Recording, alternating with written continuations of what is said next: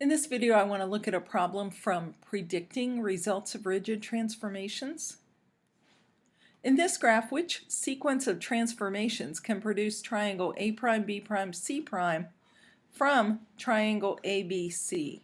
So we're going to look at each of the given sets of transformations until we find one that works, that will take us from, for example, A to A prime, or B to B prime, or C to C prime. And we only have to look at one vertex. So for the first one, a translation 3 units to the left followed by a reflection across the x-axis. Let's examine this by looking at vertex B. So let's move 3 units to the left. We're going to slide or translate B 3 units to the left. So notice each increment here is 2 units. So 3 units to the left is 1, 2, 3. And this puts us at the point over 3 up 4. So let's call that B1 prime. Now we're going to reflect B1 prime across the x-axis. The x-axis is the horizontal axis, so we're going to reflect or flip B1 prime across this axis. And you can think of a reflection as taking a piece of paper and folding it across this line of reflection. And if you have an ink blot here, where will the ink blot end up over here? It's going to be symmetric about this line. So notice this point is 4 units up from the line of reflection. So the image will be 4 units down from the line of reflection at the same vertical line, x equals 3. So the coordinates of the image here, let's call it B2 prime, will be over 3 down 4. And so notice over 3 down 4, this is not the desired location, which was over 0 down 4. So we know that this set of transformations does not work to produce A prime, B prime, C prime. So we'll try the next set of transformations. So the second set of transformations is a reflection across the x-axis followed by a translation 6 units to the left. Let's test this on vertex A. So we're going to reflect vertex A across the x-axis. So A is located at 2, 2. When we flip it across the x-axis, it's 2 units up from the x-axis right now. So our image will just be 2 units down from the x-axis on the same vertical line. Let's call that A1 prime. Now we're going to translate it 6 units to the left. So we're just going to take A1 prime and slide it 6 units to the left. 2, 4, 6. Notice that A2 prime will be in the correct location. It coincides with A prime. So far we know this first option doesn't work and this one does work for one vertex. Now to be sure, we're going to apply it to another vertex. Let's look at vertex C. We're going to reflect it across the x-axis. So again, here's the x-axis. We're just going to flip this down 2 units because right now it's 2 units up from the x-axis. So we're going to flip it 2 units down from the x-axis. And we'll call that C1 prime. Now we're going to translate it 6 units to the left. 2, 4, 6. So that ends up in the correct location. So we can be confident that this second option works. Additional practice, we're going to look at the other options also.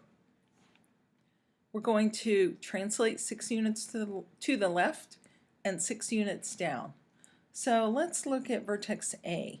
We're going to translate it 6 units to the left, and translations are easy because you just slide your vertex.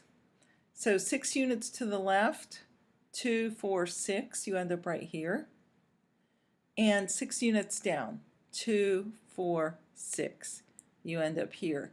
So that's not the correct location for vertex A. So we've ruled that one out rather quickly. The last option is a reflection across the line y equals negative x followed by a translation 2 units to the left. So we need to draw the line y equals negative x. And I want you to know what that line looks like so you can draw it easily. The line y equals negative x, every y coordinate is the opposite of the x coordinate. Every point that lies on this line has opposite x and y coordinates. So notice, except for 0, 0, those are the same, but notice negative 2, 2 lies on this line. Negative 4, 4 lies on this line. 2, negative 2, and 4, negative 4. So this is the line y equals negative x. It goes downhill from left to right because it has this negative slope. The slope is negative 1. So know that the line y equals negative x is the diagonal between the x and y axes going downhill from left to right. We move straight down from the point to the line of reflection, and this is a perpendicular line, and the distance from the line to the point on this side of the line of reflection is going to be the same as the distance from the line to the point on this side of the line of reflection, and this is a perpendicular line. So A1 prime will end up right here. So now we're going to translate A1 prime 2 units to the left. So we're going to go from negative 2 to negative 4. So this set of transformations does work for A to A prime. So let's see if it works for another vertex. Sometimes you'll have a set of transformations that might work for one vertex, but not for all vertices. So we're going to test it again. We'll test it on vertex C. So we need to drop a perpendicular from point C to the line of reflection, and we're just going to eyeball it, make it look like a perpendicular, and just keep going to see about where it ends up. And this distance from C to the line of reflection needs to be the same as the distance over here from the line of reflection to C prime. So you see that it's going, the current point is at 6, 2. So you see it'll end up here at negative 2, negative 6. So that's the first transformation, the reflection. Now we're going to take this point and we're going to translate it 2 units to the left. So it's going to end up right here. We'll call that C2 prime. So notice this location is not where it should be. It should be right here. So that tells us this does not work for all vertices. So this is not correct either. So that tells you that this is definitely the correct answer.